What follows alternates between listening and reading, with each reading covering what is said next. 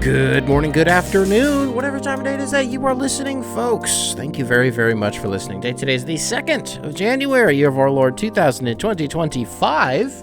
Welcome to yet another edition of The Coping Hour, hosted by Nicholas Eagle, a.k.a. Motown Noah.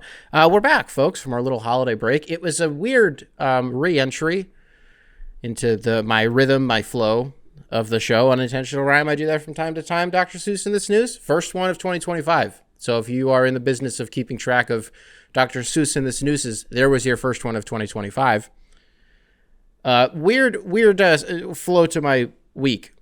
We got home from Michigan, and I started taping a show on Sunday night. We watched the football slate, and I'm like, all right. I said I was going to come back Monday, and it's time to come back Monday. And I get about 40 minutes into the episode, and I just had diarrhea. That's all that it was. I'm sitting here and I just stop halfway through the episode. I just get up and run. I just leave. The tape is still going, And I come back. I'll fix it in post, whatever. And then that was like 20 minutes in. And then 40 minutes in, I was so upset with how the show had been going because I was so focused on how bad my stomach hurt. In addition to the fact that it had been like a week since I had recorded a show, and I was just like really off my game. It feels wrong. Like something's wrong here. And so I just said, fuck it. I threw my headphones off and I just went and pooped for like an hour. And I was like, I'm just in such a bad mood. I'm not recording a show. I don't care. I'll just do it later in the week. It's fine. It's the holidays. I was like, I can get away with it right now. It's whatever. It's fine. So I throw up a community post on YouTube, which if there's ever an episode if there's ever not an episode when there should be one, check the community posts over at the Motown Noah YouTube channel. And I was like, yeah, bad scheduling on my end. I'll get an episode out to you later this week because I didn't want to put in a community post that I was pooping like constantly and it hurt for like 2 hours. And I didn't want to say that. So I posted bad scheduling. And then in the comments was like, I actually was just pooping a lot. I just didn't want to get grilled for that. And then I said I was going to do an episode on Wednesday. I just didn't. I was like so scared of bombing again. I was just like, my stomach feels fine. Although what ended up ruining my stomach when I tried to do the last episode, the common denominator is what I ate for dinner. I ate the same thing for dinner tonight, about an hour ago. So I don't know if this episode is in your podcast feed. That means that we're good. But if nobody ever hears this, then I pooped again, and it hurt. I just couldn't. I'm imagining the injury report optically. It's like when, not Zach Wilson, when Sam Darnold was out with mono. He had mono. Could not play quarterback for the New York Jets. He had mono. He's kissing too many girls, I guess. Mono. No more quarterbacking for him. But for me, it's Motown Noah out, and then in parentheses, poop. But folks, we're officially back. We're back, and I do have some good news. I come bearing gifts to ring in the new year. The show is officially available on Apple Podcasts as well. That's a new thing that we're trying out. I kind of decided on a whim.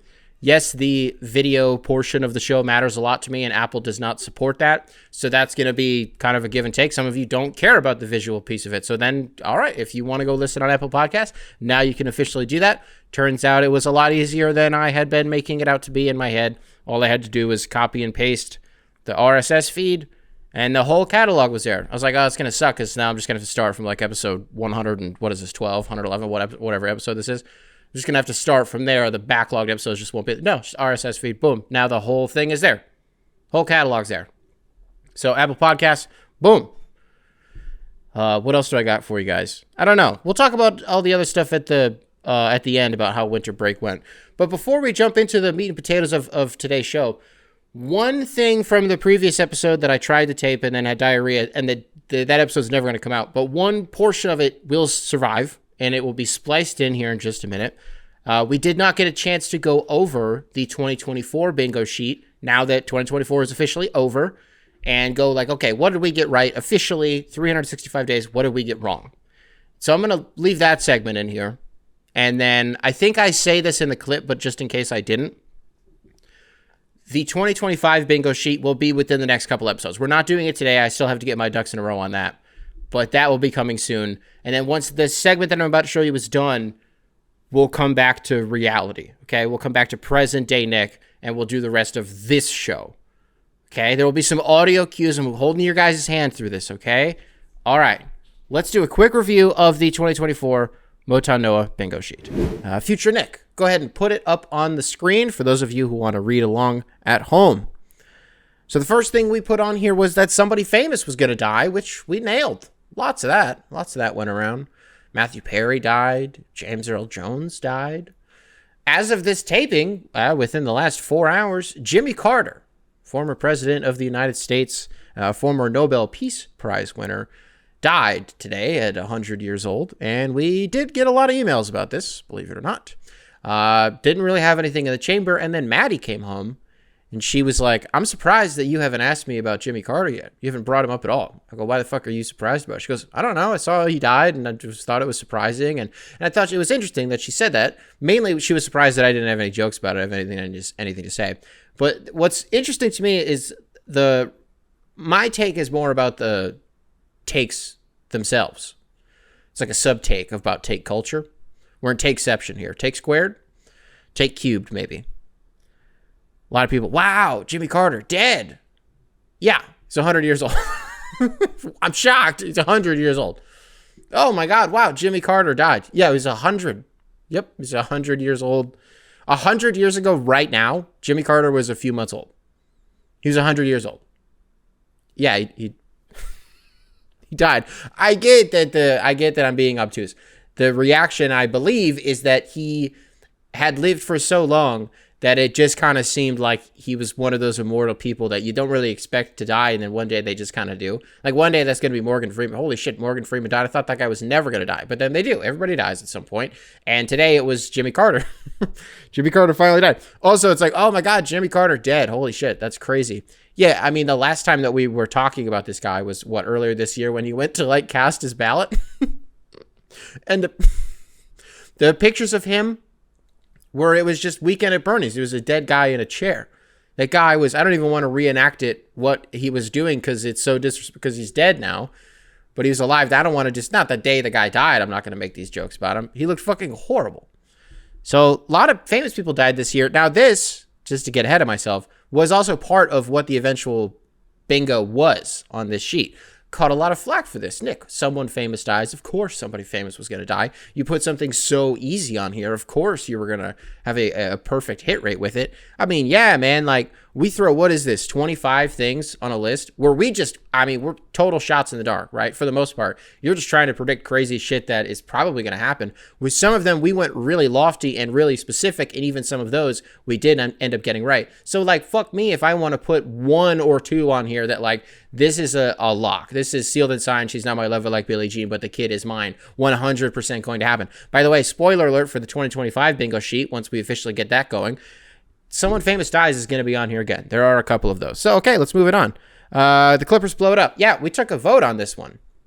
Because if you roll the tape back, for those of you who remember, we did an investigation, and somebody flagged this for me. In the original video, in the original segment where we were debuting the bingo sheet last January, when we got to the Clippers blow it up, I also included / the Clippers do something weird with Paul George. And then they definitely did something weird with Paul George, and the Kawhi thing is like, it's over, right? It's over. James Harden's actually had some pretty good games, but it's, you know what I mean? Like, that's the direction that we're trending. And because the Paul George piece of it did happen, and even though I didn't write it down, I did say that, again, this was a democratic process. You guys were the ones who ended up putting the bingo on there anyways, right? So that happened. Technically, kind of it happened. Bryan Cranston has another moment. That happened. Holy shit. Wow. Yeah, he did. He reprised his role as Walter White in an anti-littering campaign for, like, the state of New Mexico. Yeah, he did that. And then also there's a new miniseries, like a soft relaunch of Malcolm in the Middle. He'll be reprising his role in that for like 5 episodes, I think is what it is. That's a moment. There was something else that happened too, and I don't remember what it was. But yeah, that definitely happened. People will learn why the Pistons gave away so much in the Luke Kennard trade. Yeah, that also happened. We've talked about it a few times at this point now. The cap guy fucked up, and the Clippers were annoyed about it. They had the framework of a deal done. And then we were like, sorry, we can't do this. We messed up. And then the Pistons had to throw in some extra seconds to sweeten the pot to get the Clippers to not back out. So whoops. Aaron Rodgers has a documentary come out. Yeah, got that one in at the fucking buzzer. Released December 17th. Whew. They didn't announce it until, the end of October, maybe the beginning of November. Yeah, got that one in under the wire. By the skin of our teeth. The Detroit Lions win the Super Bowl. All right, let's move to the next one. Zion gets traded. Yeah, that didn't happen either. Maybe trending in the right direction on that one. Maybe I was a year early. Perhaps I was a year early on Zion gets traded. I don't think it'll happen in the regular season. Like a trade deadline thing. I don't think so. But this offseason, at this trajectory for the Pelicans, I don't know. Doesn't seem that far outside the realm of possibility. Joe Mazzulla stops being a freak. Yeah, that also didn't happen. I would argue that sort of the inverse has happened, where now that they've won a championship, it sort of just validated all of his horse shittery, and it actually made him more endearing as a person, as a personality. I think Joe Mazzulla is who Aaron Rodgers thinks he is, to a certain extent. And I think that all of the little ticks, the tisms, you know what I mean, of Joe Mazzulla as conceptually, as an abstraction, Joe Mazzulla, I, again, find endearing now at this point, and I think the complete opposite has happened, where I think he's funnier now and more likable. Maybe that's just me, though. Someone in the NBA gets canceled. Yeah, we hypothesized that was going to be election-related. I don't really think that happened. Maybe I'm forgetting something. You guys can call it out. By the time you hear this, we'll still have a day left to do this, so I'll just have to make a judgment call, but I don't think this one happened. Everyone, for the most part, was on their best behavior in the NBA this season. Unfortunately, nobody flashed any guns on IG Live. I guess I didn't realize how funny that was to me as a snapshot in time, and how much I, in the future, would wish that would happen again because of how fucking funny it is to me. Just getting on IG Live and be like, I have a gun. Look how fucking cool this gun is. It's just really funny to me. Flo from Progressive hangs him up. Also didn't happen. That was one of those big shots. I just thought she never really got too big for her britches as a spokeswoman. She was always just really good. Like Jake from State Farm. I think he's another one. Like the current version of it. I think he is another one that he's got some real staying power. He's been around for a while. I just thought Flo from Progressive, even though the famous anecdote about her is just how highly paid she is.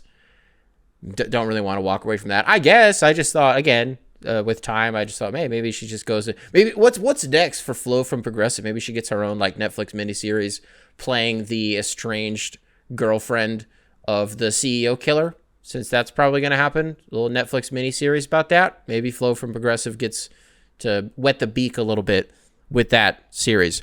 Jimmy Kimmel is removed as the Oscars host after being discovered on the Epstein flight logs. That didn't happen. We were close, though. Aaron Rodgers tweeted that that you would find Jimmy Kimmel on it, and that didn't happen. Whoops. Alien disclosure happens? Yeah, man, I really believed in Bob Lazar and who's the Ryan Graves, Jeremy Corbell, all those guys. Bob Lazar, did I say him yet? I think I did. Believed in all those guys about a year ago right now. Not so sure at this point. That's never going to happen. The only way disclosure happens is if the aliens are just like, what's up? We're here. What's going on? It's us. It's like the Wired autocomplete Reddit undercover. It's actually me, but the aliens are like, what's up? It's actually us. And then we had a free space.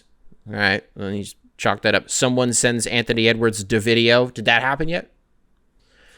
There's a disinformation campaign against Bronny James. No, that didn't happen either. Well, I thought the hypothesis there, the logic behind even putting it on there and phrasing it that way was, I thought that depending on where his stock was in the month leading up to the draft, that if he was going to go higher than the Lakers, that the Lakers or a rogue agent, a rogue team a mysterious second team that we did not otherwise know about, would start to put out some bad information about Bronny James so that he would continue to slip further in the draft.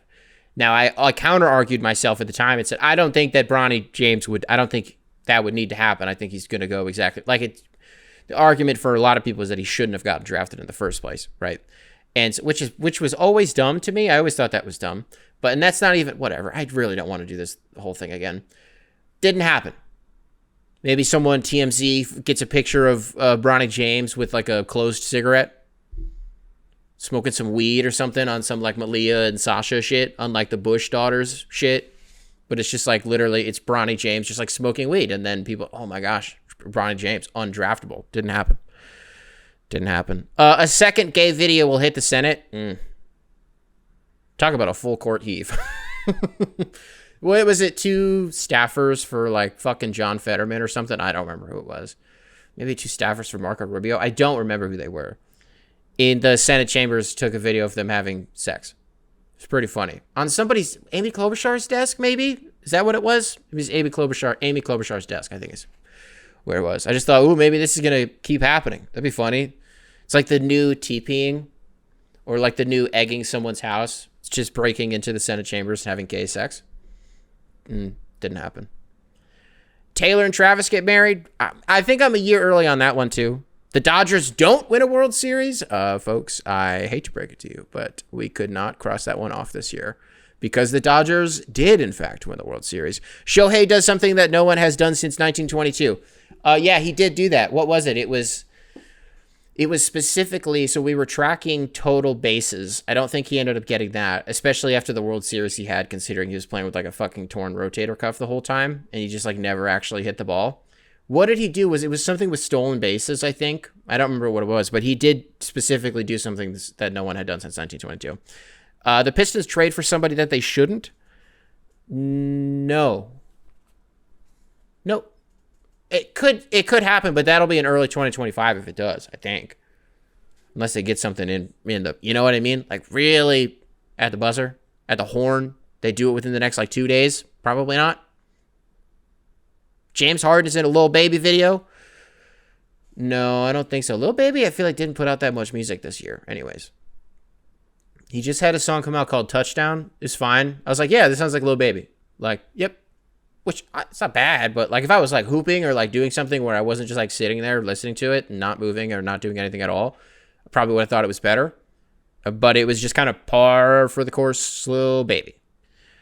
There's a false flag somewhere in the world. False flag attack somewhere in the world. Yeah, for sure. Yeah, had a couple of those. Most of them within the last like 6 months. Most of them within the last 6. I think there's been one in the last 2.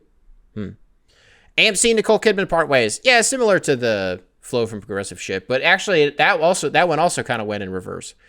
AMC actually ended up getting more ad space with AMC, and now they just cycle through a few different like intros. Oh, heartbreak feels good in a place like this. Some of them she just doesn't say that. It's fucking, which is insane. It's like half the reason I'm even there is to see these Nicole Kidman apps. What? So again, reverse of that one. The NBA announces a new domestic violence policy that doesn't work. No, again, everybody was on their best behavior. From what we know, if they were physically assaulting their significant others in the NBA this season, they did a pretty good job covering it up, and the NBA didn't have to step in and be like, chill with that, stop doing that. No, nothing. The Las Vegas Sphere displays election results. Yeah, that did happen actually. Yeah. It for some reason didn't look as cool as I thought it was going to. I was just like, yeah, this just looks like a TV. But it's not. Jaden Ivey gets traded. No, it didn't happen either. That's the list. That's the whole bingo sheet, folks. So we did pretty well. We I don't know, all things considered. So if I go back through this, sorry, I guess I could have done this beforehand. 1, 2, 3, 4, 5. Sorry, this is such bad podcasting. 6. And 7, 8. We got 8 out of 24. That's not bad. Now we can pivot to talking about some stuff that happened when we were gone, but also is kind of happening like right now. So I'm taping this on the heels of the Rose Bowl happening. Ohio State beating the brakes off of Oregon. But let's rewind. Let's go back to the beginning on this thing. We head into the college football playoff. And the first thing that was clear from the Notre Dame-Indiana game, which was the first game that we saw in the playoffs, the outcome, first of all, was not reflective of how one-sided that game was.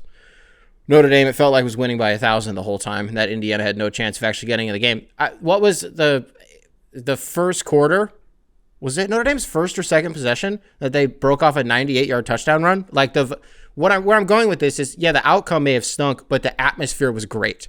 And it definitely felt, the environment felt the way that you would hope a moment like that would, a game like that would, the first of its kind in this new, like, phase of the college football playoff. Now with 8 teams, we get to play home games in the playoffs. Whoa, so we're 1 for 1 in terms of like vibes and atmosphere, right?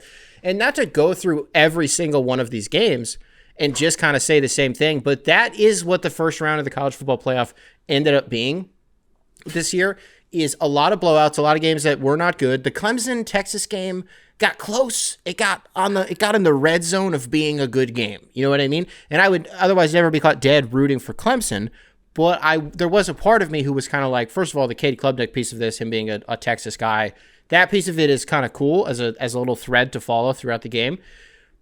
But I did want them to compete in it, and again, there were moments where we were so close. We were so close to it even being a game, and that didn't happen either. But another thing that I thought was cool about just the playoff at all is, what other setting are you going to see Texas and Clemson play not on a neutral site? Like never? I'm pretty sure that's the word, is that they had never played before. They had it was like one time. Clemson going to Austin? That rules. That's awesome. Also, the college football playoff now has taught us James Franklin can win big games. Don't say he can't win big games. He just did. All it takes is a bunch of Texans to go up to Pennsylvania in the middle of December. That's all that has to happen for James Franklin to actually win a big game. But damn it, did he win the game? Yes, he did. Ohio State, Tennessee, not a good game. Completely one-sided in favor of Ohio State. But again, the environment and the atmosphere was incredible. There were no notes. The crowds very much did their job in these settings of making the moment feel as grand as it actually was. And so people are mad, oh, well, fucking, now that's a week ago, the discourse, everything I just said. But it was also, so the committee just fucked up on the teams that were supposed to get in here. Where's Alabama? Where's South Carolina? Where's not Colorado, but like name another team. And then Alabama gets smacked by Michigan. Alabama has a Jalen Milroe problem all of a sudden. What the fuck is going on? I think that maybe the take also is Kalen DeBoer, good coach, not an Alabama football coach. Is that the take? The bar is up here. And so it was, I mean, in comparison to like most schools, not a bad season. But to Alabama standards, holy smokes, brother, right? South Carolina lost to Illinois? Pretty sure it's Illinois. Also, Brett Bielema, just like big dicking in that game, just like taunting. That was cool, I guess. That was cool to see. And so all of the discourse about like, well, the committee fucked up the teams that were actually in here. You know, and I'll listen to arguments about the seeding and how all that stuff shook out and like how technically some teams got harder and easier paths and all that stuff. Like, I'll listen to some of that, but for the most part, I don't really care about the whole, well, the first round sucked. Most first rounds of the playoffs in any sport stink. They're usually not that good. That's just how the seeding works, right? And so what's the most competitive first round of a playoff that you can think of? College basketball, it's not close. March Madness, it is not close. Because, like, yeah, if you look at the records, I'm sure that the teams with, like, the higher seeded teams, yeah, they have a better record. Their winning percentage is probably, like, fucking 60, right? But now the question is, like, okay, so do you just put college football at 64 teams? Is that really what I'm saying? I mean, that would be awesome. It would be hilarious. Although, no, because you'd end up having... No, you couldn't do that to kids. Because these are like fucking 17-year-olds. Some of them are like 17 years old. You can't have them playing like 25 games in a season. Although, I don't know. By the end of the decade, these kids are going to be unionized anyways. So it's going to be semi-professional football. So I don't know. Maybe we can't. Because the 17-year-old who would actually be playing in those 25 games, if he's that good to be playing in those games as a 17-year-old, would also be making a fucking $2.5 million a year from NIL and like various donors and shit like that. So it's like, yeah, brother, like fucking suit up. If this is what you're going to do, I don't even believe much of what I'm saying just in terms of if it's actually real or not. Is this one of those straw men incidents that I'm doing right here? Okay, so the college football playoff so far, like, yeah, the games weren't great, but the atmospheres were. Again, they felt like big games. And so we get to the second round, Penn State, Boise State, nope. Which was too bad. Kind of saw that one coming. Technically, James Franklin winning another big game, beat the higher seed, won a New Year's 6-day bowl game. That's cool. advancing in the college football playoff will play the winner of Georgia and Notre Dame. Whoa. Watch out. Boise State, would they have had a better chance against SMU? Probably. Yeah, I guess maybe Penn State actually getting hot at the right time. Their tight end is a fucking freak. Warren is his last name? That dude's awesome. That dude rules. Okay, so that game was kind of a wash. The Rose Bowl? Nah. Still the Rose Bowl. Still like the best scene, the best venue, the best setting of any football game that we play in the United States. The Rose Bowl in Pasadena. There's nothing that compares to it. Uniform-wise, some notes I had for Oregon were, this game was a wrap before it even started, because when you're thinking about the Rose Bowl, first of all, it was cool that it was almost like a traditional Rose Bowl. You had like a Big Ten team versus a Pac-12 team, you know what I mean? It was cool because you had these two premier programs, and you get to slap the Rose Bowl patch on those uniforms. So the uniform thing here matters. Ohio State just going with their traditional roads, because they usually don't really mix it up. They don't have that many alternates. They never have. That's perfect. All right, they look good in those. Oregon has to make a big statement, though. You're Oregon. You're the 1 seed. You're undefeated, and you're playing in the Rose Bowl, round 2 versus Ohio State this season. What do you got for me, Nike? Jerseys were cool. The pants should have been yellow, because it felt lazy for them to be white. And then the helmets, it was cool that they did the chrome thing, just because when I think of Oregon in the Rose Bowl, I think of, 2010? Maybe they were playing Wisconsin with like LaMichael James. When they wore the chrome helmets, I'd never seen chrome helmets before. It blew my fucking mind as like a 12-year-old, however old I was. So it's cool to do that nod. If that was intentional, that's what they're doing. I appreciated that. I identified that, and thank you, Oregon, for doing that. That was very cool. If they were just wearing chrome because it's cool and that's it, should have worn different helmets. Because the uniform, I'm spending a little bit too much time on this, I think. But from the jump, I knew that this game wasn't going to be close because of, again, the uniforms. Alabama, Michigan playing in the Rose Bowl a season ago. Damn it. It's another one of those ones that it's like, it's really too bad that aesthetically this feels like a huge game, because, again, you have these two major programs, Michigan versus Alabama, with the Rose Bowl patches stitched onto their jerseys. In Pasadena, under these lights. The grass they use is like magic grass. You never seen grass so beautiful in your fucking life? The backdrop, all of it. Michigan and Alabama. Oh. Oregon and Ohio State. Oh, it's just too damn bad that it wasn't a good game. And I'm bearing the lead. But not really bearing the lead. I'm purposely saving the best for last. The college football playoff hurt us, folks. College football playoff heard us say, I don't think this thing can produce any good games. We said at the college football playoff, y'all got any good games? And the college football playoff said no. And then they dug between the couch cushions and they said, what do we got here? Oh, what about this, kids? I got the Peach Bowl. I got Texas versus Arizona State. You want this? And at first you're like, not really. You're like, yeah, Arizona State won the Big 12, which is crazy. It's a crazy sentence. It's nothing that was a real thing that happened. It's insane. And you're like, oh yeah, Cam Scatterbo, like he's a beast. That guy's a freak. But like, no, we're good actually. We'll just do something else. We'll go outside and play. And they're like, but Texas is going to be up 24-8 going into like halftime, whatever it ended up being. And you're like, yeah, that's okay. We're going to go out and play. And then they're like, and then it goes on like this for a while. Doug, Arizona State was so fun to watch in this game, to see a team get to like emerge as a spoiler in real time. I understand they were seated higher, right? But like, you know what I mean? That's where we were talking about earlier. Seeding is weird, like how it works. Yes, it's important to reward certain schools for actually winning their conference championship game. I 100%, I'm not here to dispute the logistics of the seeding, but just to point out that like Arizona State had no business being in this game. I don't care how good Scatterbo is. I don't care how good Sam Levitt has been this season. It should not have been a game. I also learned something. Maddie just fucking hates Quinn Ewers. My girlfriend hates Quinn Ewers. It's crazy.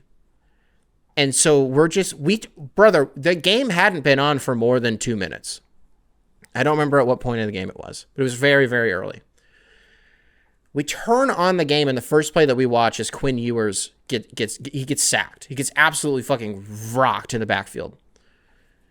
And she just unprompted goes, that wouldn't have happened if Arch was out there.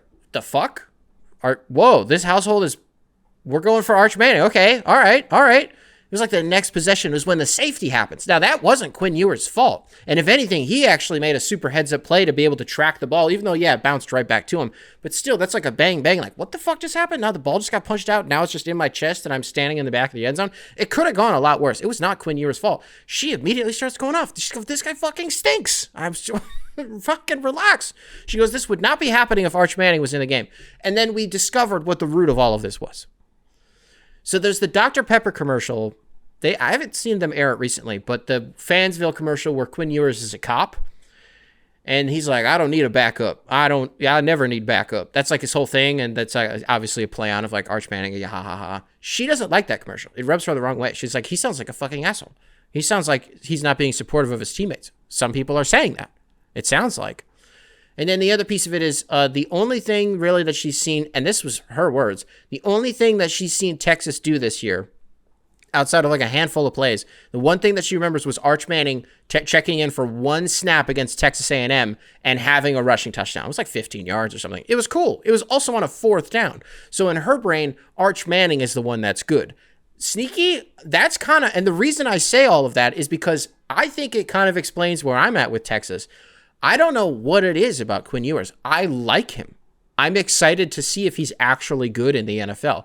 He reminds me to some extent of Connor Cook at Michigan State because he's going to walk onto a football field and give you 250 yards and 2 or 3 touchdowns. That's going to happen every single game. And by the way, you're going to win most of those games. I could not tell you what it is about him, though, that I am just kind of like, but let's do the Arch Manning thing. I don't know. This is not even the right take, by the way, to say about the team that won is that, oh, they need to change their quarterback. It's not about that. It's not about that. It's just like if I'm going to be watching you guys, I kind of just want to see what the Arch guys got going on. What's this Arch character got to say? You know, probably thinking, Nick, you could have done that a couple of weeks ago when Quinn Ewers was hurt for like 3 weeks and Arch Manning was playing and he like wasn't awesome. He was fine. You could have, yeah, but I don't know. It's the eyes of America are on this game, and I want to see the biggest star in my head. In my head, that star is Arch Manning. This game was incredible. We had a fake punt from Arizona State. Scadaboo had, I think I got it right here, actually. Scadaboo had 42 passing yards and a passing touchdown, 143 rushing yards, 90. I'm going to round up. I'm going to give him the round. 100 yards receiving and 2 rushing touchdowns. At a certain point in this game, the guy is on the sidelines throwing up because he's so gassed. And Maddie and I are like, oh, he's definitely hungover because it's New Year's Day. We're like, whoa, the hangover game. Whoa, from this guy of all people. Like, whoa. And then they immediately flash a graphic of like how many touches he's had and just how much ground he's covered and just how fucking, yeah, seems valid that he would be throwing up. There's got to be some novelty in that for the NFL, because this guy has an awesome story. Cam Scadaboo, the running back for Arizona State, has an awesome story. The dude won like 2 state championships in high school. He's had like 155 touchdowns, like went berserk.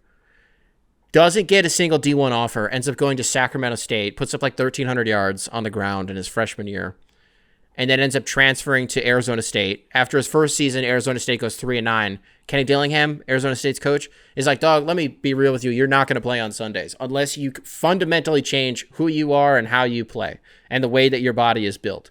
And he gave him like a long list of like, it's basically just like a hard truth, right? Hard truth serum that he made him swallow. Plug your nose and swallow that shit, son. Cam Scadaboo comes back and is Sneaky maybe the best running back in the country?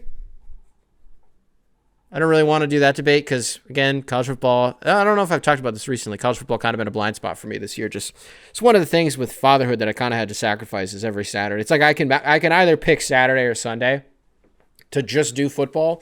And Sunday is just the way easier day to do it, and also helps that Michigan State stinks and that the Lions are amazing, which we'll talk about the Lions in a little bit, right? Speaking of Michigan State, though, what's the piece of that for Michigan State fans? That Sam Leavitt is good for Arizona State. Has been good all year. They won a lot of games, and they won the Big 12. They got a bye week in the college football playoff. They should have, I don't want to say they should have beat Texas. They just ran out of gas. Scadaboo was literally dead by the end of the game. Where I'm going with this, so we had Sam Leavitt last year at Michigan State. He was a quarterback, and then like Aiden Childs shows up. Sam Leavitt's like, okay, well, it's fucking deuces then. And yep. Yeah. I'm not posing that as like something that I'm actually mad about. Because the truth is, I'm still, The only thing that we didn't do this year, Michigan State football, that I'm upset about is that we didn't make a bowl game. Like 6 wins that would have been really cool. So I'm pissed about that, because you look back and there were some games that we should have won, like the Boston College game. Should have fucking won that game. Should have won that game.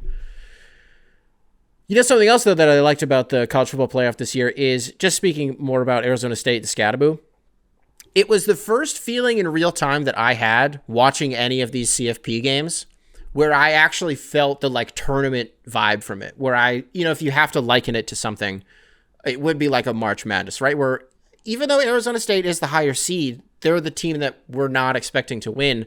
They go down 24-8. All right, yeah, here it comes, And then they just like come back, and it feels like some Cinderella shit. And then it's effectively the same thing as like when Cam Scatterboo, who again has been doing the same shit that he did today all season. He's been doing it all season, but it hasn't been on people's radars. Because A, he plays for Arizona State. B, they play in the Big 12, but like, what does that even mean anymore? They just don't get the shine. And so when you see a guy like that pop off on a huge stage like this in the postseason of the college football playoff against Texas, orchestrating this comeback and essentially being the only person on offense who can actually move the ball. Sam Levitt did have a 3rd and long scramble that went up to the goal line. Fucking, oh my God, was so good. But where I'm going with this is, because I sidetracked myself, when you have a performance like Scatterboo did, it's effectively the same thing as a dude who goes off in March Madness and that bumps his stock. Like Jalen Suggs in his draft year was regarded as like a guy, like a capital G. But there was, I don't remember what year it would have been. It wasn't the Halliburton class, I don't think. I don't remember what year it would have been. What he did in March Madness, immediately after he hits that game winner in the Final Four against, I think it was UCLA, and then they go on to win the Natty. That dude, I will never forget, for the first 3 weeks removed from that Natty, people were putting Jalen Suggs at number 1 in their mock drafts. Now, luckily, there's enough time between when the Natty actually happens and the NBA draft. It's like 4 fucking months. 3 months. Yeah, about 3 months. That people were able to kind of come back down to earth. The Scatterboo thing, though, I'm just so interested. There's got to be a novelty in the guy who can play. Can't give you all 4 quarters. But for 3 quarters, he's going to run harder, however you get him the ball, than anybody else on the field. Because another thing we also really like to talk about this on the show is like, what even is a quarterback in 2025? What does that look like? You're a point guard. It's about getting the ball, distributing it to your playmakers out in space, however you have to do it. Scatterboo is one of those guys that I'm so interested to see how he works out in the NFL. So, folks, what is some other stuff that's been going on since we went on holiday break? The Pistons went on a road trip, and they, couldn't lose. Did you see that? Did you hear about that? We went on a 4-game road trip. We beat Phoenix. We beat the Lakers. We beat the Kings. And we lost to the Nuggets. The Nuggets game sucked, but I was proud of just to, instead of starting at the beginning, just to start at the end. We lose the game against the Nuggets. I think guys were just gassed. And, the first quarter, Jokic hit more threes than he ever has in his career in a single quarter. He hit 4 after going 0 of 3 the night before. I think they were on a back-to-back. Denver also, aren't they awesome on back-to-backs this year on the second night of back-to-backs? There's a non-zero chance that they have not lost on the second night of back-to-backs. Someone Google that and get back to me on it. StatMuse that real quick. Gotta call Alex Hoops. You think he offhand knows? That seems like something that he would know. But anyways, I was proud of people's reaction to that loss because it was actually just like, hey, damn, we just played the best road trip that we've maybe seen in 15 years. And it's actually okay to lose to this Denver Nuggets team, who actually has, Russell Westbrook clicking. Russell Westbrook's been fucking at another triple-double the other night. Dog, Jokic had one where he was, 35, 22, and, 13. Is what we're seeing from Jokic... I just don't want to say this and sound dumb and sound like I'm doing the prisoner of the moment thing and going as hyperbolic as I can, but I don't know if we've just seen a guy go from 0 to 100 and just like redefine what that 100 looks like. I don't know if I'm the person to communicate this point, but like it's his peak right now is like Looney Tunes shit. Like Globetrotter shit, playing the Washington Generals. I don't know how to like, because then you also like it's hard to contextualize his numbers while also like watching him do it, because it's so trivial the way that he records 85% of those stats on either end of the floor. I don't know. I'm sidetracking myself. Jokic has been ridiculous. But the 3 games that the Pistons won, listen, the one that was the talk of the town, we actually ended up getting an email from a guy about this. The Kings game. So another Detroit team got a coach fired. The Detroit Pistons joined the Detroit Lions. Now, did the Lions get Matt Eberflus fired? I think Matt Eberflus got Matt Eberflus fired. Having having RFK brain will do that to you as an NFL coach if you're trying to practice time management in a crucial late game situation. Matt Eberflus did not do that, and he ended up getting fired. Not really the Lions, but they were playing us, so you got to give us some credit. Yeah, Jaden Ivey got Mike Brown fired. Saw some discourse on this that I thought was interesting. This is what happens when you treat the NBA Coach of the Year like it's an overachievement award. And so when you win a shit ton of games, that this team, italicized, you have to give them Coach of the Year. And then 2 years removed from that, why didn't you win 57 games this year? You won 57 games 2 years ago. You're like, I don't know, but I won 49. I won 50. We're still in the playoffs. Yeah, but it's not 57. What the fuck? That guy gets fired. Okay. Well, because I guess it can't be De'Aaron Fox. Probably can't be him. There was a report out there that they asked DeMar DeRozan to come off the bench. Hey, B, they want me to come off the bench. Hell no, that's not going to happen. Oh, okay. I just think it's interesting that none of the coaches are like cool with this. Like there's been genuine, not like overreaction to it, but there's been like coaches have acknowledged it and they've been like, this sucks. This is bullshit. JJ Redick was like, what the hell? Mike Brown doesn't have a job? What? And then I have to start looking at myself in the mirror. I go, Nick, should you be taking this a little bit more offensively than you actually are? Everybody's like, ha ha, Pistons got Mike Brown fired. I'm not so sure that's the angle, ha ha. I think we're the ones being laughed at. You mean to tell me that the Kings have been so frustrated all season with the way that they keep losing and that they have 2 of the most clutch players in the NBA? But they can't seem to close games. That team plays the Detroit Pistons, and they lose to them. And Sacramento Kings management says, holy shit, we lost to who? We lost to who? If you would have taken care of these guys and beat, whoever, Cleveland in a few nights, whoever they were playing. You lose to Cleveland or something. That's one thing. Detroit? You lost to Detroit? You get what I'm saying here? Should I be a little bit more pissed off about this? That the Sacramento Kings lost to the Pistons and they said, hell no. We cannot have a coach that's losing to these Pistons, which would be bullshit. That would be the wrong take. You want to know why? Because I think that there's a non-zero chance that the Pistons right now may have the crown in terms of the league pass darlings. If you're somebody who, you get home from work, whatever you're doing, let me flip on League Pass. Let me see what games are going on tonight. Dog, I promise you, whoever the Pistons are playing, if it's the fourth quarter, check it out. Just check it out for a second just to see what's going on. See if somebody's in the middle of a comeback or something.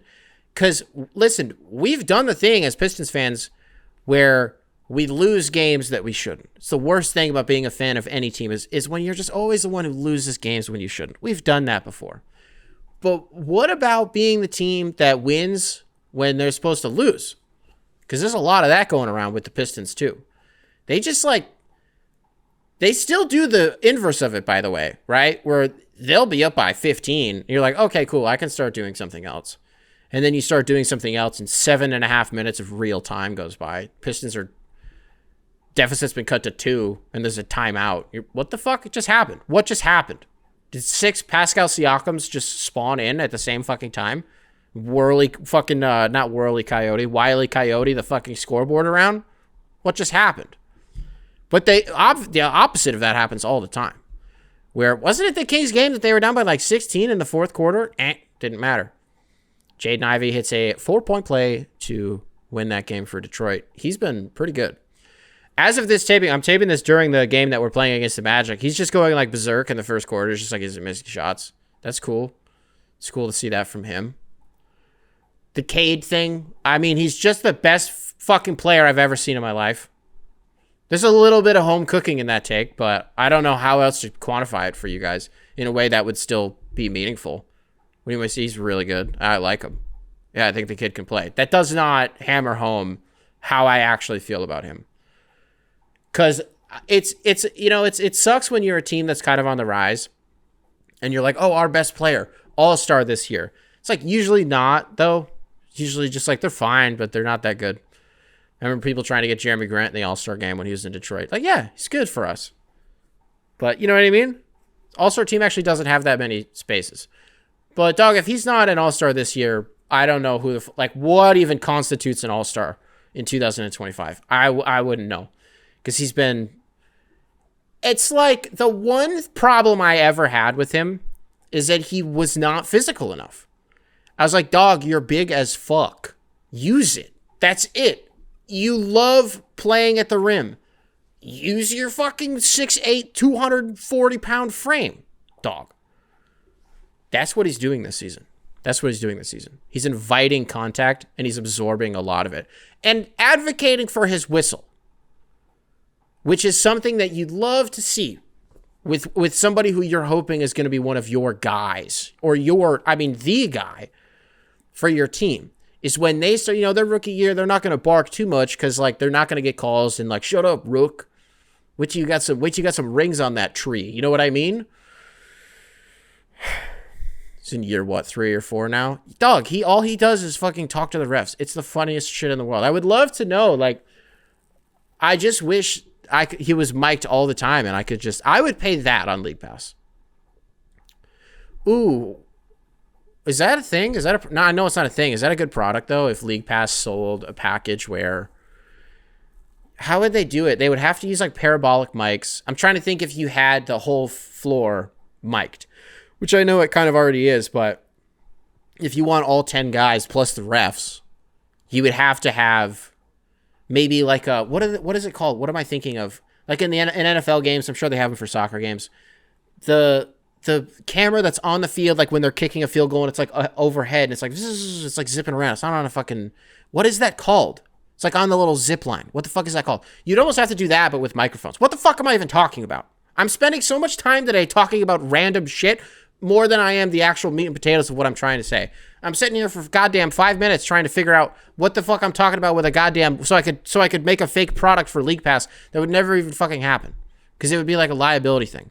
Because the whole damn game would just be like if what happened to Tom Brenneman. And then every single game at the post game, LeBron, we heard that you called Joel Embiid boop, something like that, right? And he's, yeah, sorry about that. I consider myself a man of faith, yada yada. Got to do this every fucking game. That's what League Pass decided to do. And the only reason that you would have even been watching League Pass in the first place is because the Pistons are playing. And because you heard that at the end of every single game that they play, some weird shit happens. Some crazy shit happens when the Pistons are playing. You know what the crazy thing that happened was when we played the Suns? Devin Booker wearing a Tigers hat on the bench.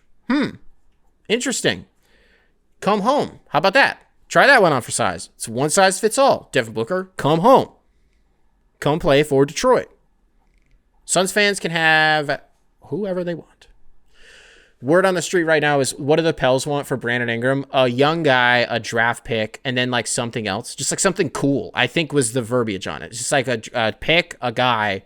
It's something that makes us go, oh, okay, that's cool. I don't think that's that unreasonable. What does the pick have to be? Could I give you 2 seconds? Isaiah Stewart. I don't want him, by the way. I don't. But why not? Jacob, a.k.a. Rusty Buckets, floated out Lauri Markkanen to me. I don't know. Last episode of the shoot-around that we did, maybe like 2 weeks ago at this point. That's not a bad idea. And I also imagine that the price on him has sort of cooled down. Because like a year ago, there was a sweepstakes for him, and that just sort of never really materialized. Now I feel like people have kind of moved on. People aren't really talking about the Lauri Markkanen thing anymore. What would it take to get him? Well, it's still Danny Ainge, though, so it would still take a lot. Because he is the guy who, he has to win the trade in his head. And I don't mean that like, of course, every GM wants to make sure that they feel good about their side of the trade. No, I mean like he, I think, is very much in tune with like narratively what will people say about this trade. And I have to be the one who, like, just overwhelmingly, Danny Ainge won this trade. He has to be the fleecer, not the fleecee. You know what I mean? Pistons, though. Something to keep an eye on. Something to keep an eye on. I think right now, while we're playing the Magic game, we're in, like, the 10th spot right now. Man, it's just a culture thing. They've just been so, like, they're playing as an actual team. Ron Holland has sort of carved out this little, I don't even know what it is, but him and Asar are like the same guy, but like they're different. That's another thing I haven't really figured out how to describe. I think the logic of, we drafted Ron Holland because he's like, does all the same shit as Asar in terms of the intangible shit, like effort and defense. And then he's also like more inclined to score. Like he's just better with the basketball. That is coming through to me. That's coming through. And then on the Asar Thompson thing, all we said last year was like, dog, imagine how good he's going to be when he can shoot. And it's such a hard thing to put on a player. Like when he can shoot. Oh, if this guy could just shoot. Because it's easy to say it, but like most of the time, that guy just, whoever it is, arbitrarily that guy, usually never really figures out how to shoot the ball. And so if Asar Thompson never learned how to shoot, he would be like Stanley Johnson, which for me isn't a problem. That's great. But that's not where you want to draft, where we picked him in the top 5. That's not where you want to draft a Stanley Johnson, because we did it before. I think he was the 7th pick. So maybe what it was. I say all that just to say, no, Asar's been shooting the ball well.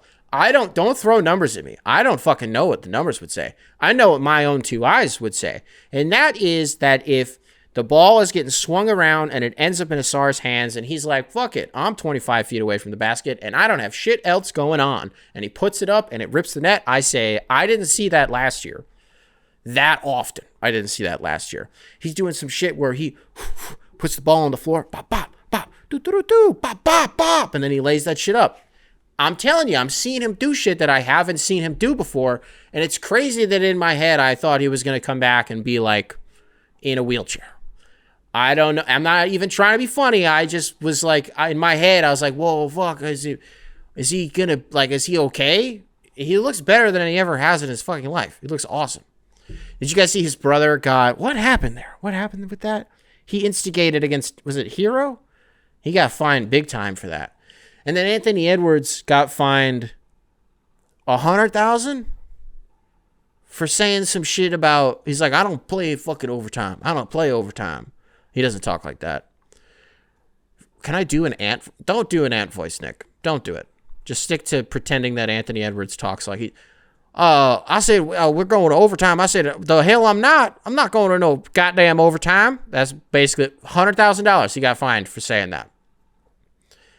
Got hit with that. Asar Thompson, I'm sorry, Amen Thompson, yeah, tried to kill Tyler Hero, I think is what it was. Goddamn, Tyler Hero won't just fucking relax either.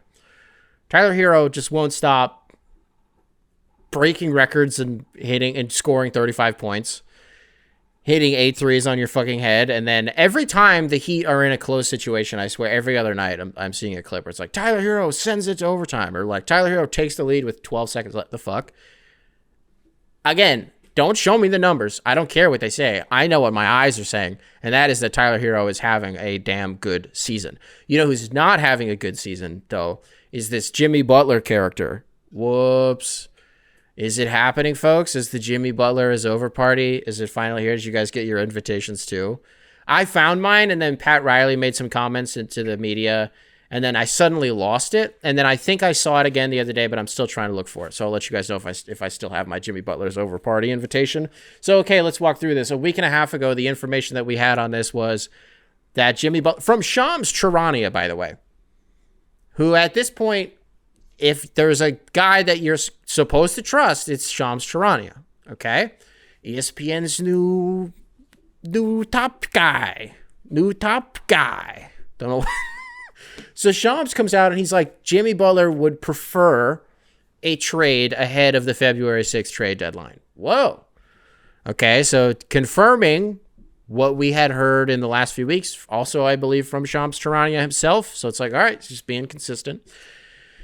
And then, like, immediately after that, Pat Riley comes out. He's like, Shams Charania is a fucking liar. He's a fucking liar. It's like at the end of season 1 of Succession, or season 2 of Succession, when Kendall has to go up and read the statement where he's like, I knew about sexual assault and I covered it up and I am going to fire myself from this company. But instead he's like, my dad is a malignant presence and he did this. He covered up all of the sexual assault. It's basically that, but with basketball. So Pat Riley does the thing where he's like, no, this is fake news. This isn't real.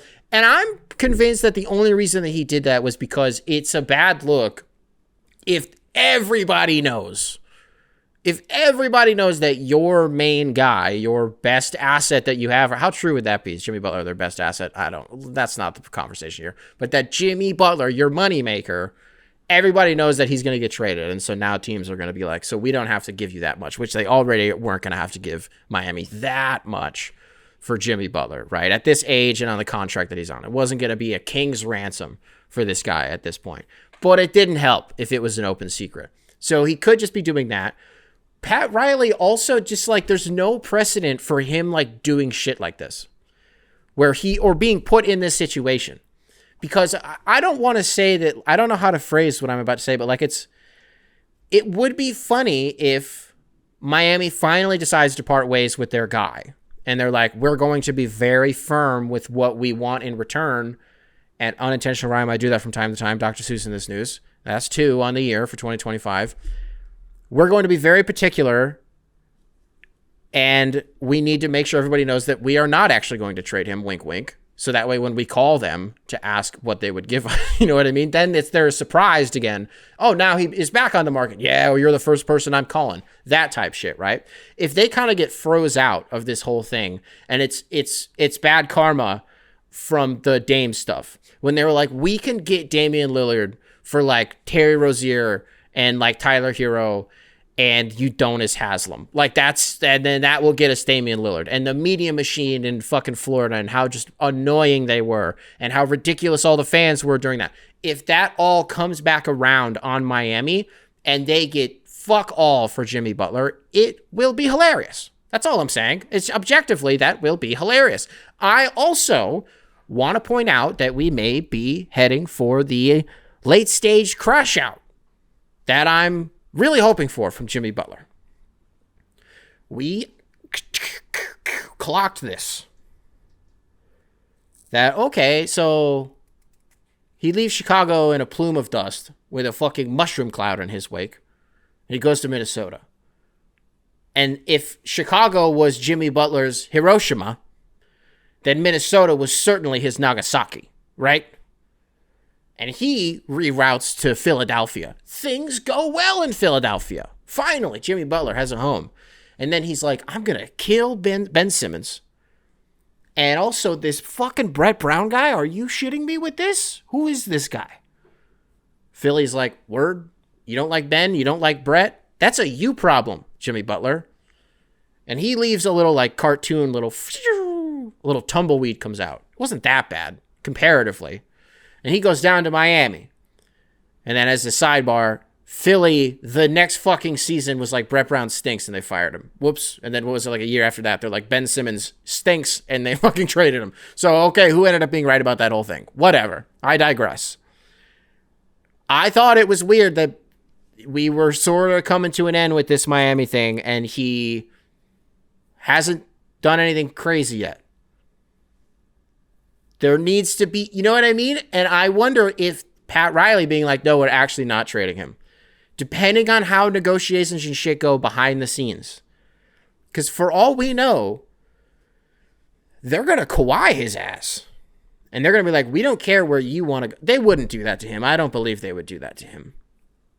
I don't know. How petty is this going to get? Pat Riley doesn't deal with trades like this. He just doesn't. It does not happen that often that a Pat Riley team makes a trade either for or trading them away a player of this caliber. It just does. He doesn't do it that often. So, like, especially at his fucking geriatric age, like, where, you know what I mean? What is this going to look like? Is there going to be, we have a month and change, like a little bit over a month until the trade deadline happens. And where's the front line on it? Dog, as I'm taping this, Jimmy Butler could get traded fucking tomorrow. He could get traded like that, and then there's no drama. There's nothing at all. That is a real possibility. But until that happens, come on, do something fucking crazy. I'm poking the Miami Heat with a stick. Do something fucking crazy. Folks, before we get out of here, I would be a crazy person if I did not talk to you a little bit about the Detroit Lions. Haven't been able to talk to you guys much since the Bills game. Which I'm over, whatever. The game fucking hardly mattered anyways. And then the Bears game that we played in Chicago, just right down the street from us, we were driving back to Michigan for. So I was able to watch the first half on my phone, and then I was like, we're fucking fine. I don't need to be watching this. Like, we'll be fine. Seemed like a good get-right game. Lions also ran the trick play where we faked a fumble. That was funny as fuck. Might as well do it on the Bears, because fuck them. And then we played this little silly game against the San Francisco 49ers on Monday night. Why do I sound so down and so gloom about this? So down and gloom? Yeah, we won the game. It was a fine game. It was weird because it didn't matter what happened. First of all, thanks to the fucking Packers. Nobody gave us any help this year, by the way. Nobody ever did it. Well, the Commanders technically did by beating the Eagles and making them fuck off out of the 1-seed picture. So, all right. But that ended up not even being something that we would have had to have worried about anyways, because I don't believe that it would have changed the scenario that we are currently in. But even if it did, thank you to the Washington Commanders for being the only fucking team who had the decency to help the Lions this season. Because the Packers, they certainly didn't do it. The Steelers a couple weeks ago, they sure as shit didn't do it. And by the way, since I decided that I was okay with the Steelers, they've fucking stunk. They've sucked. They've lost like 5 straight. Stink. The Lions play the San Francisco 49ers, and there are no stakes. No matter what happened, the Lions and the Vikings playing on Sunday night, the final game of the NFL regular season, would determine the 1 seed and who wins the division. That's crazy. That's crazy. Now, one thing that the Niners game would have determined, if we had lost that game, all that would have happened was if we tie Minnesota, they get the tiebreaker. Now that we won, though, if for some reason we tie Minnesota, we will get the tiebreaker. And okay. That's the only thing that had changed, but you know what I mean? That's such a small, that game's not going to end in a fucking tie no matter what happens. This, to me, I've sat on this one for like 3 days. I've texted around about it. I still haven't said it out loud, though. So I don't know how nuts this is going to sound. Sunday Night Football, final game of the NFL regular season. Vikings in Detroit to determine the 1 seed and the fate of the division, the NFC North.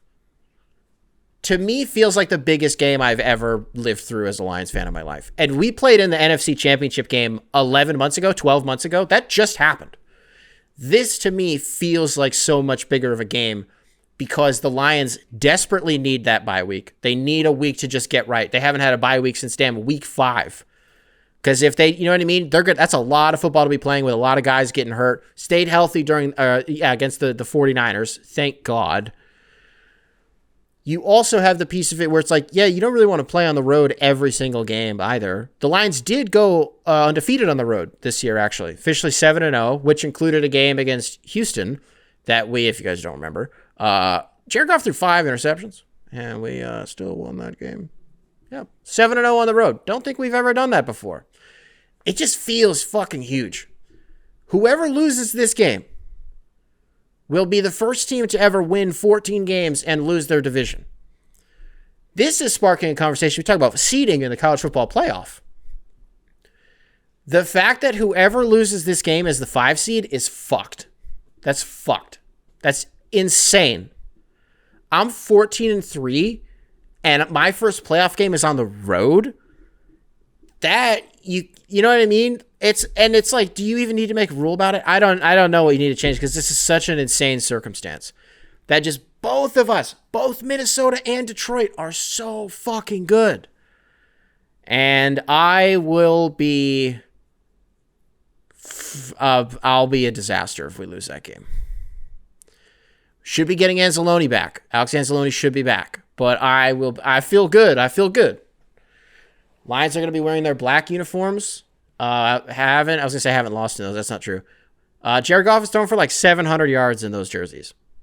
He's thrown 7 touchdowns, 0 interceptions, and even caught a touchdown pass against Seattle. Just don't love that we're wearing them. We prefer the blueberries, but talk about uniform matchups. I love when the Vikings have I love their away uniforms with the purple pants. It just looks so good. It looks so good. NFC North is a great uniform division. That's a really good uniform division. Which one is the is it the AFC North? That's the Browns, Bengals, Steelers, Ravens. That's what it is, right? That's another good division for jerseys. That's another good one. Have I ever delivered the take that I think that the Bills actually have the best uniforms in football? The white helmets, the white face masks, it's the shade of blue. It's the crispness of the blue that I love it. Same thing with them as Minnesota on the road. I love when the Bills do white jersey, blue pants. Oh man, it looks refreshing. Like I want to drink their uniforms. You know what I mean? Does that make sense? It's 3 a.m. I wake up. Oh man, I'm just my throat is so dry. I just really want some water. Oh, we have some Bills uniforms in the fridge. I'm gonna fucking chug this whole thing. Are you kidding me? Lions, Vikings. You will hear from me next on Monday. So, we'll see how I do in that one, ladies and gentlemen. Before we get out of here, yeah, I had a weird week. Just like getting back in the flow of doing this. I don't know what happened to me. I just had a crash and burn attempt.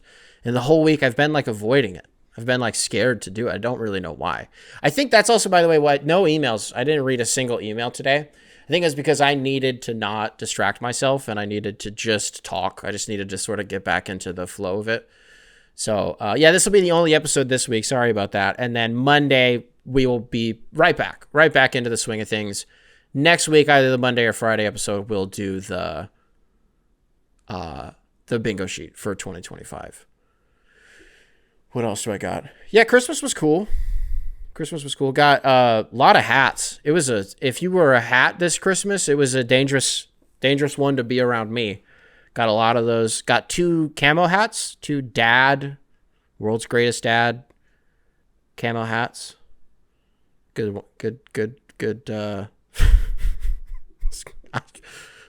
Good gift buying by a bunch of people. Everybody knew exactly what hat I was going to want. Got to see my cousins and some aunts and uncles that I haven't seen since like pre-COVID.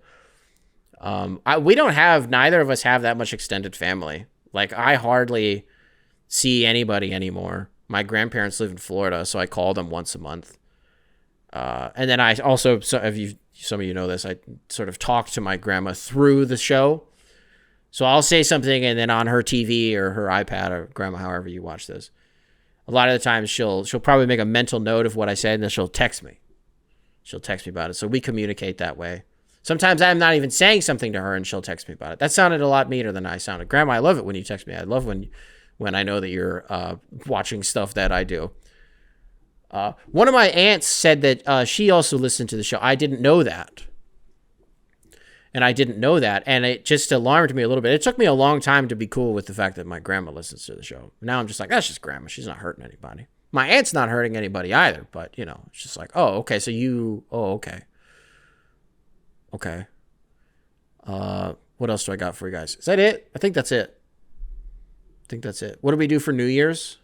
Oh, I didn't even ask the Spotify listeners a question. We're not done. Get back here. We're not fucking done. New Year's, we went to sleep at 10.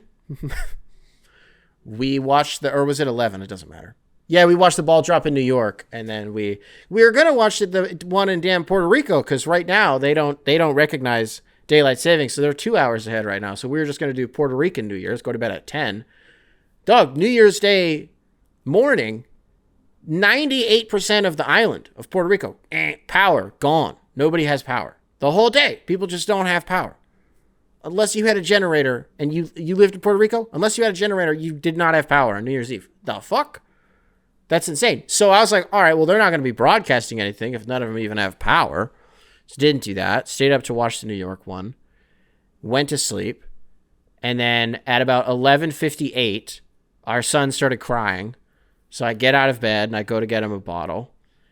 I don't realize what time it is until I step out of bed as the clock hits midnight. Fireworks and fucking guns are popping off everywhere around us. It was kind of funny because I was like, wow, some people are so excited right now and like fucked up outside shooting guns and lighting off fireworks.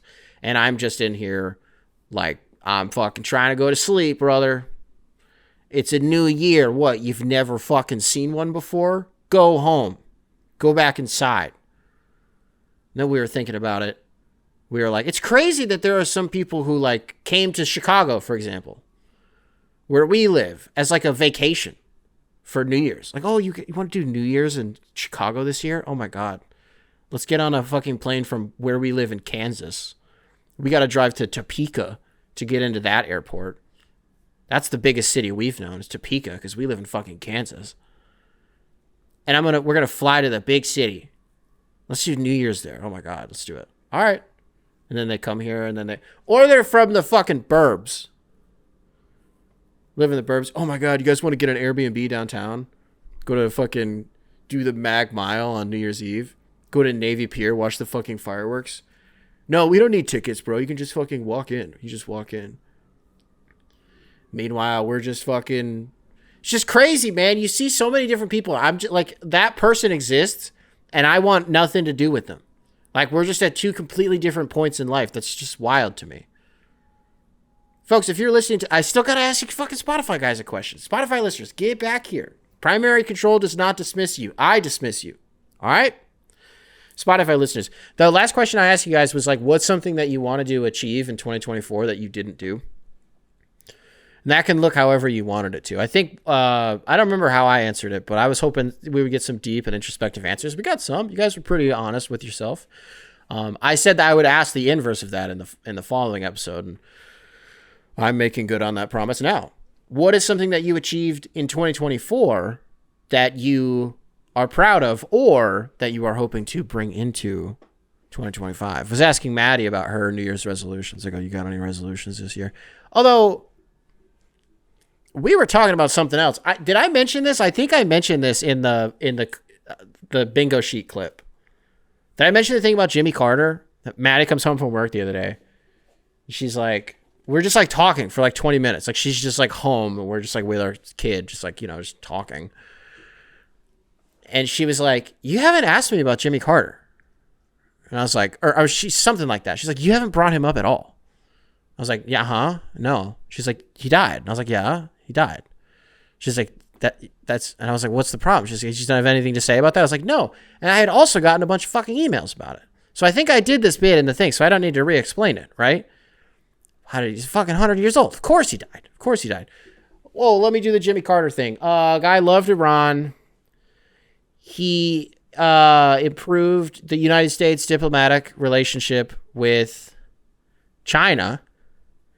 He was an environmentalist. He loved the environment. He's like, I fucking love building houses. What's something else about Jimmy Carter? Jimmy Carter was into aliens. He was always trying to get in on that shit. I think he's one of the first cases of, like, documented cases of a president getting stonewalled by an intelligence agency, being like, hey, what's going on with aliens? Can I, like, look into that shit? And they were like, no. That actually just happened with Biden, too. I don't know, like a week or two ago. He was like, he called the Department of Defense about the drones. He's like, hey, Jack, what's going on out there? And they're like, nothing. They straight up told him, we don't know, or like, we have it under control, and like, don't worry about it. And he's like, that's a bunch of malarkey. Hey, you can work anywhere in America. The guy's like, all right, have a good night, sir. They just fucking would not give him any information. That's bizarre. Anyways, Jimmy Carter. Yeah, that's probably it for him. The reason I bring it up, though, is because the Sugar Bowl gets suspended because a guy who was like, I fucking love ISIS, drove a truck into a group of people on Bourbon Street in New Orleans. As of this taping, it's killed 15 people and injured like dozens others. That just happened. we're less than 24 hours removed from it. Just about an hour ago, Maddie's like, you haven't talked about that at all. And I was like, no, I haven't. She's like, why? She's like, this is something that you would normally be all over. You would be like, oh, fucking false flag, fucking psyop. I'm like, I don't know. I just think it's a thing that happened. That's it. Like, how I likened it was, I was like, remember when Donald Trump almost got shot in the head? And I was like, people were immediately conspiracy pilled about it. And I was like, what it comes down to is it that inconceivable to you to think that somebody wanted to take shots at Donald Trump? The real take is it took as long as it did. It was just crazy when it actually finally happened, right? It was just a thing that happened and was probably going to happen at some point. Yeah, like a gathering of people in a car getting driven into. Yeah. Yeah, that's terrorism. It's fucking sad, horrible, but I was like, I don't have anything crazy to say about it. And it was funny because I didn't bring this up on the show because I was more of like a private thing, but probably like a month or two ago, I straight up asked Maddie. I was like, hey, I was like really in the weeds with a conspiracy. It doesn't work. Don't need to go back into it. But I said to her, I was like, if I ever went too off the rails with something, I go, would you check me on it? Like, would you be for real and be like, hey, I think you maybe need to chill out and like log off a little bit? She was like, yeah, for sure. And I trust her that she would do that. So I just thought it was funny that the one I'm showing restraint and not something bad happens and my brain isn't immediately like, something's going on here. What's going on? The one time I don't do that, it's like, hey, are you okay? I'm all right. I'm okay. Just trying to be chill. Just trying to hang out. Alrighty, folks. If you're listening to this on Spotify, be sure to rate 5 stars. Answer what was my little question? Something that you were hoping to, something that you were proud of yourself for achieving in 2024 / something that you want to bring into the new year. Also available on Apple Podcasts now, ladies and gentlemen. We'll figure out a bit for you guys. I need to figure out the vibes over at Apple first. See what the constituency is like over there. Because I've gotten a well-rounded idea of the two audiences between Spotify and YouTube. So just still need to size up the Apple Podcast crew. So if you're watching this on YouTube, be sure to leave a like, subscribe, nice little comment for the algorithm. New Year's is over, so put primary control back in the box. Oh fuck, is that who fucking ran all those people over in New Orleans? Was that primary control? I saw that guy's last name. They're like, he's former military. I'm like, sounds like he got radicalized. That's what I'm just looking at his name. Sounds like he maybe is. Oh my God. How funny would it be if the guy's name before, maybe that is his real name and I'm just being annoying. But what if his name before what it was now was like John Wallace? And then after it was like, I will catch you guys in the next one.